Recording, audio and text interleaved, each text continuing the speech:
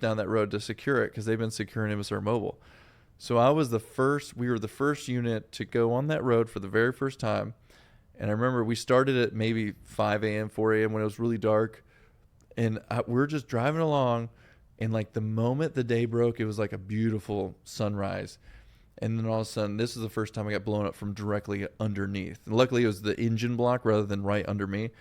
But it just all of a sudden, blew. And I mean, just everything.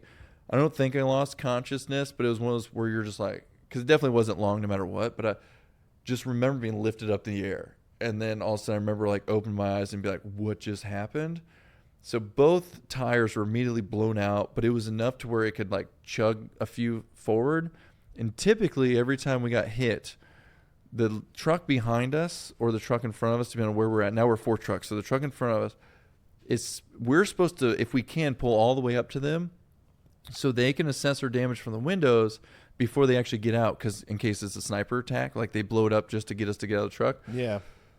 And so we only pull up a few, so they decide to turn around and come to us. And I seen this little rear view that the entire road is gone that we were just at, like behind us. So I'm watching them drive up, and I watch them get blown up right in front, like same scenario where it's buried so far underground though. It's concussions and hurt, and it hurts really bad.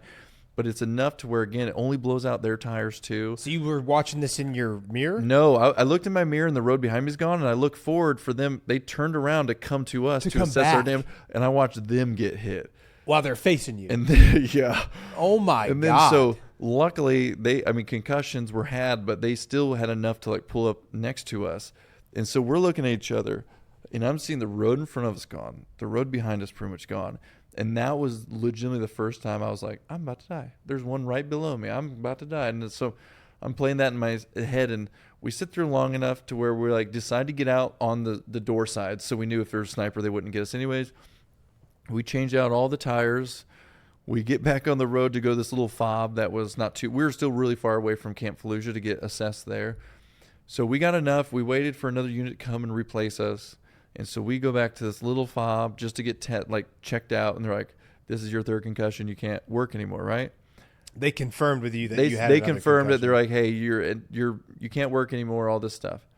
Then we get a call on the radio. The people who just replaced us got hit so hard that there's a medevac. Like, it's the doors blown off, the windows gone, like there's blood everywhere. Like they're like, you guys need to go back. On this 1-lane dirt road back that on you that, were just yeah, on. back on. It wasn't dirt. It was it was where they could melt down the road, put a bomb there, and seal it back up like the old tar roads. Okay.